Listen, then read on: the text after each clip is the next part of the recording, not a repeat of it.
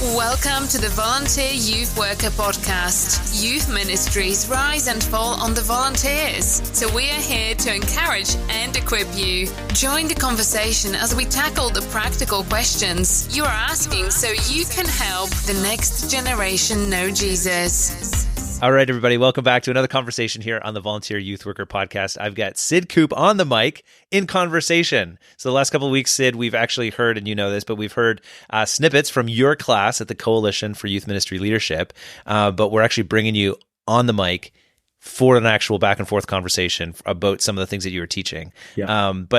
So people that have heard this last couple of weeks, maybe have got an idea, but why don't you fill people in? What actually is this coalition that we're kind of giving people a sneak peek on or a preview of? Yeah, the Coalition for Youth Ministry Leadership, Jared, is just our program, our 2-year program that we run, right? For helping equip and train and prepare youth workers to lead in the ministries wherever God's placed them, right? Whether it's in a community-based ministry, whether it's in a church-based youth ministry, whether it's a camp ministry. And so it's been a real privilege for us to kind of, it was Marv Penner's dream first. He was our founder for the program. And so we've been in the midst of that transition, but the program is designed to see that, to really leverage the experience of ministry as part of the educational process. So if you're in the coalition, you're on the ground as an apprentice in a local ministry context already, or if you're doing your master's studies, you can do it either undergrad or grad. If you're doing a master's study, then you're probably leading a ministry somewhere, but you're on the ground. And so what happens is you have a ministry mentor that's working with you. You have someone who's doing spiritual formation in your life as well. That's part of the program. We give credit for that. We think that's really important. We love that. You're also in like a cohort of other youth workers. So you have this community that's taking place, an opportunity to learn from others who are doing ministry in real time while you're taking the classes. And then you get to come to one of 2 locations currently, either in Kelowna or in Manitoba. And over 2 years, you do 8 one-week modulars on a number of different classes that we present. And we fly in our professors from all around North America. So we bring people who are real experts on issues of youth culture, issues of counseling adolescents, issues of ministry management. I get to do one on adolescent faith formation, which I love. We have a class on communications, another on apologetics. And so you get to come together for these one-week intensives. We're committed to good academic rigor as well as really intentional experiential learning. And Jer, like after 2 years, there's just this really thoughtful, rooted formation that happens in you as a youth ministry leader. And you get to remain in your local ministry context the whole time, which we just think is tremendous. So the experts have been from one of our classes, the class that I've had the privilege of teaching, which I love, by the way. It's just fantastic. So thankful for that. And this morning, Jared, we're going to talk just kind of another section that I've been teaching on over the last little while in the coalition, and just give you a little bit of a taste of what are some of the issues that we're talking about and equipping you for to apply back in your ministry space where God's already placed you. So really excited about it, Jared. Yeah, I think this will be good. And I know for lots of people listening, you're a volunteer. And so the idea of doing like graduate level studies in ministry, that's not necessarily on your radar. But hey, the point of this conversation is that this particular part of the class, we think, is valuable, not just for those that are studying at the graduate level, getting their master's degree with us or their undergrad, but certainly you, the frontline volunteer as well. And so, Sid, this particular bit, and I actually was listening to you teach it because we had the recording from your class, and I was like, oh, this is really helpful. But I think there's it's worth us doing this kind of back and forth to make sure that our listeners get a chance. We can just kind of tweak it a little bit for our listeners, because you're getting into some really great conversation in the class, and it's all about these faith formation tasks. Is that right? Is that how to say it? Yeah. So there's a gentleman who wrote a book on what he called faith shaping. His name is Stephen Jones. And he came up with like 5 tasks that are necessary for like rooting faith in the life of a young person. And they're not necessarily linear in nature. Like there is an element of kind of moving through them. But as a youth worker, for me, what this did is it was like, every time I'm together with kids or when I'm thinking about faith formation, I'm not just simply thinking about getting them to this one place where they make a decision and then we can move on. I think like Jer, oftentimes when we used to think about camp, it was all about getting to Thursday night when we could have kind of a quote unquote commitment moment and then good, job's done, move on.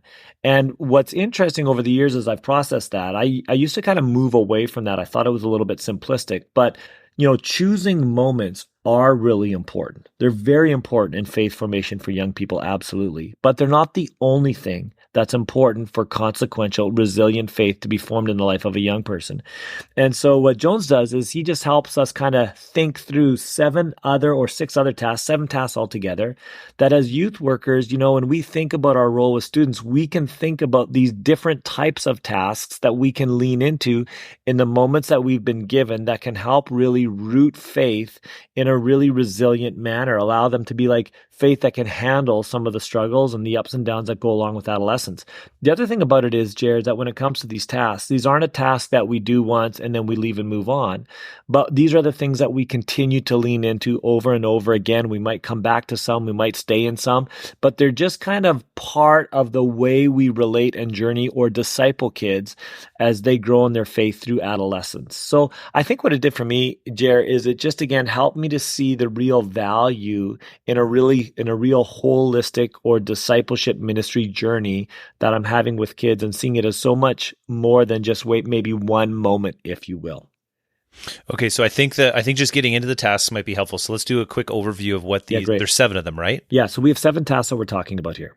Okay, yeah, and then I'll probably have a lot of questions about them as we go. So let's just start off. What's the number 1? Yeah, so the number 1 task that we're talking about is experiencing. How do we help a young person actually experience God? And what's interesting about that, I don't want to dive too deep on each task right now, but in our research when we did Hemorrhaging Faith, Jared, one of the things that we found is that for a young person to be able to have long-lasting consequential faith, at some point they have to look back in their journey and say, I really experienced God here, and here in my faith journey. So our first, the first task that we talk about is how do we create spaces for kids to actually experience God in a really real authentic way?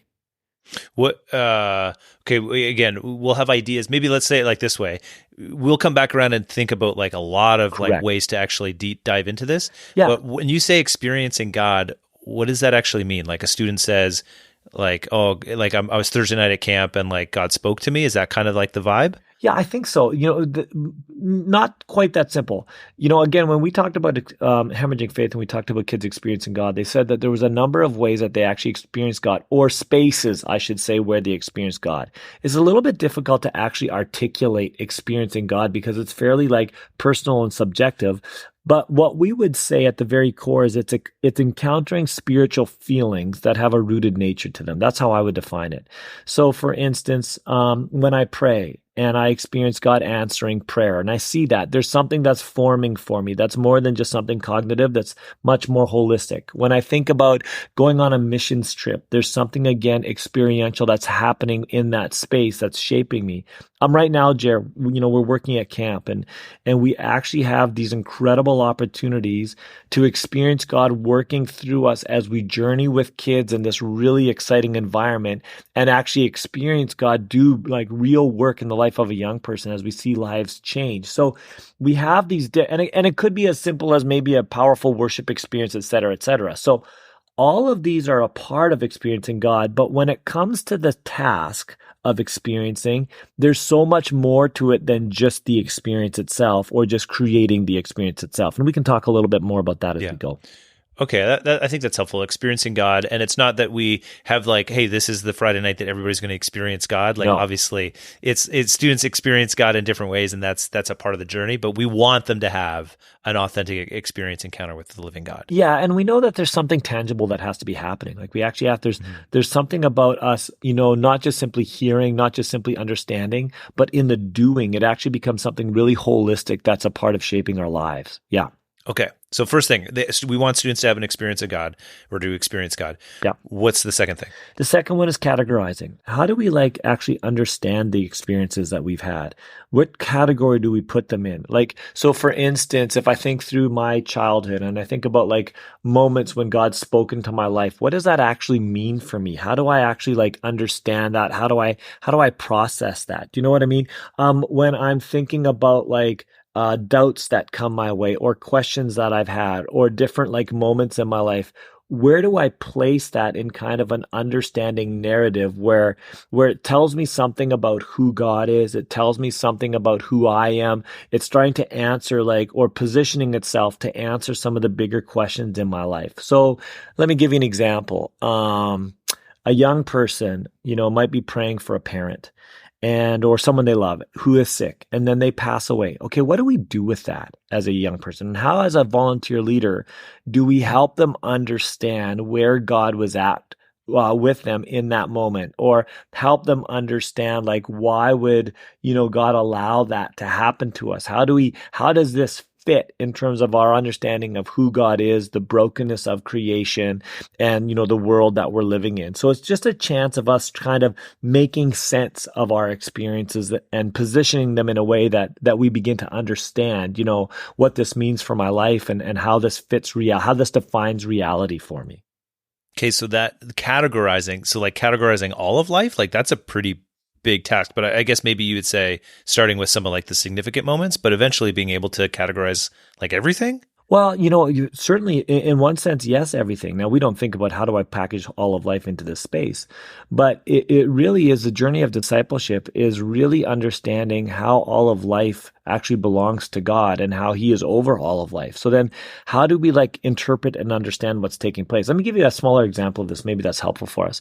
One of the things that we talk about with our staff is the idea of cognitive behavioral therapy. You have an experience, and instead of making assumptions about what this experience means for life, what it does for the future, et cetera, based on just our emotional moment, we want to take a step back, understand, really analyze, okay, what's just happened? What do we know about who God is as we're in the midst of this moment? Okay, therefore, in light of who God is and our understanding of this moment, how will I choose to respond to this moment or live in the midst of this moment? That would be a type of categorizing. So, instead of going, oh my word, okay, I just had an argument with somebody at camp. Now they've gone over and they're talking to somebody. Obviously, they're talking about me. This is terrible and awful. Oh, I know what's going to happen. Now everyone at this camp is going to hate me. And for sure, now God is against me and I'm not. And instead of going, okay, now you see I'm catastrophizing. I'm making all sorts of assumptions. Instead, I step back and I go, oh, okay, what just happened here? This has happened here. What do I know about God? I know that God is for me. I know there's nothing he can't redeem. I know that his word says that the way forward is to confess and repent and look to restore relationships. I also know that God has positioned someone here who really loves me, that's in authority and can help me journey through this. And I know that he promises he'll work all things out for good to those who love him. Okay, so instead of running away from this moment, I'm going to take the next step and move forward in it, trusting that God's going to help me be redemptive in this space. And so what I've done is I've kind of taken this moment and I've placed it in a proper category in terms of my life and how I'll respond to it in light of who God is. So we're helping students really kind of think through the experiences and moments in light of the reality of who God is and how he calls us to live in that space. Okay. So these are big. They're actually, if they feel bigger as you're talking about right? them. And I was thinking as we get into it. Okay, so experience God, categorize life. If I can, is that the one? Or yeah. You said categorizing, but can I add categorizing life? Yeah, okay, sure. What's number 3? Number 3 is choosing. So now what we're doing is we're actually choosing, what I believe to be true. So, I have these experiences. Just beliefs, or this is even behaviors? Boy, I think that's great. I think this is mostly beliefs because we're going to move to responding. Do you know what I mean? Oh, so this is really about, okay, what do I actually believe to be true? Do I actually believe that even though my prayer wasn't answered, that God is still good? And why would I believe that? Oh, because he showed his goodness to me through his work on the cross, which was radical sacrifice. So, and there's nothing that you can't redeem. So this is about, really looking at, what exactly do I believe? Do I believe the Bible is actually true? Can I trust what it says about who God is, which is pretty important because it's a framework that I'm using to understand life right now. And so do I actually believe that he's true and I should therefore respond in light of that truth? Okay.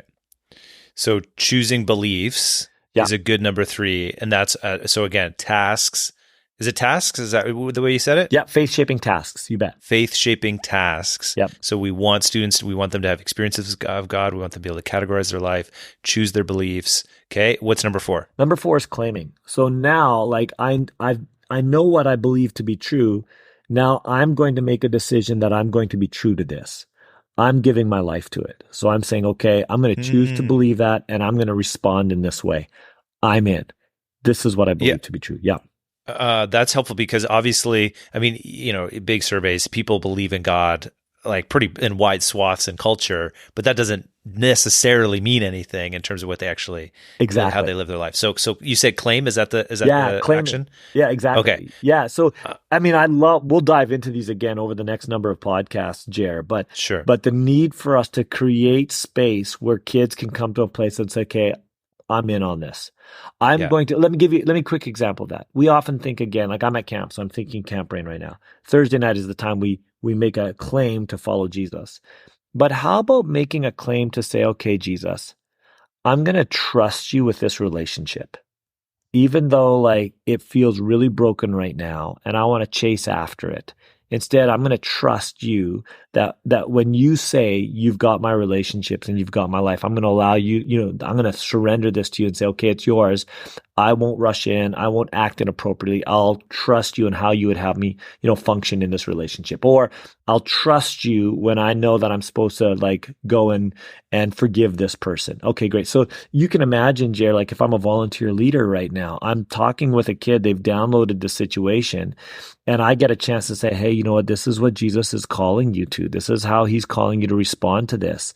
And this is you're in a season here where you get to make a decision if this is what you're going to be true to. And this is kind of one of those moments that you get to lean in on that. So you can imagine how significant that can be for a young person. Yeah. Okay. So choose what to believe, claim it personally.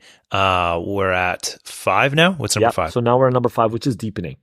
So this is again where we're going deep in our faith. We're wrestling with some of our doubts in a deeper way.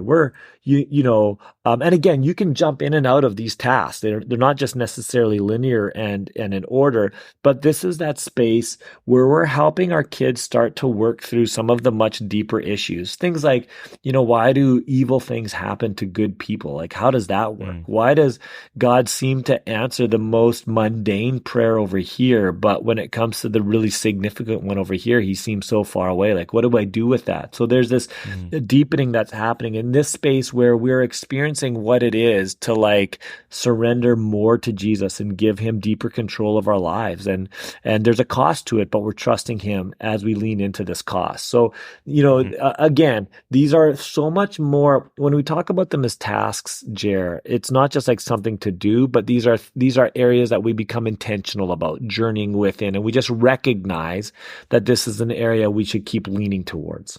Mm-hmm.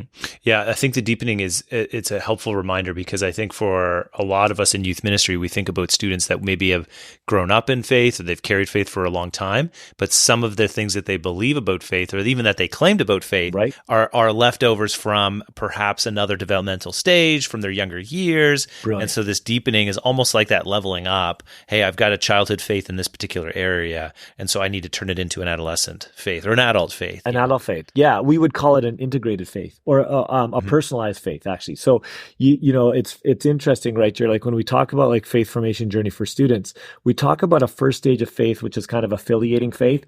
It's one of the reasons why camp is so powerful. Affiliating faith is when your faith identity as a child really stands within the values and faith of the most important people in your life. Do you know what I mean? And so at camp, you have these crazy cool older people that talk about Jesus and love Jesus, and you go, man, I want that to be my faith because I'm affiliated with that individual in a powerful way. That's a powerful, real part of a faith journey for a child, but it's different than when we start moving towards a personalized faith where now I begin to own my faith. So now this is becoming mine.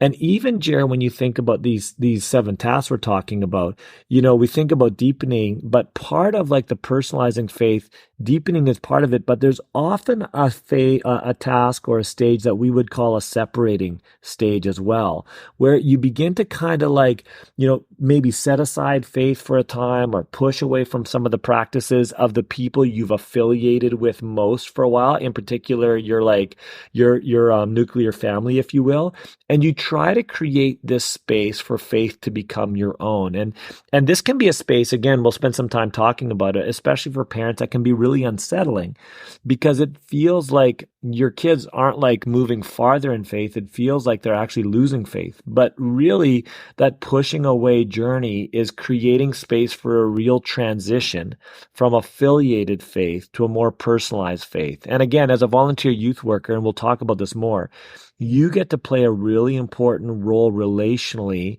as you journey with kids through this element of separation that can happen. That's actually an important part of a robust, consequential, resilient faith in the life of a young person. Yeah. Okay. So that's 5. Let's go to 6. That's number 6 right there. Separating is actually number 6. So then we go. Separating.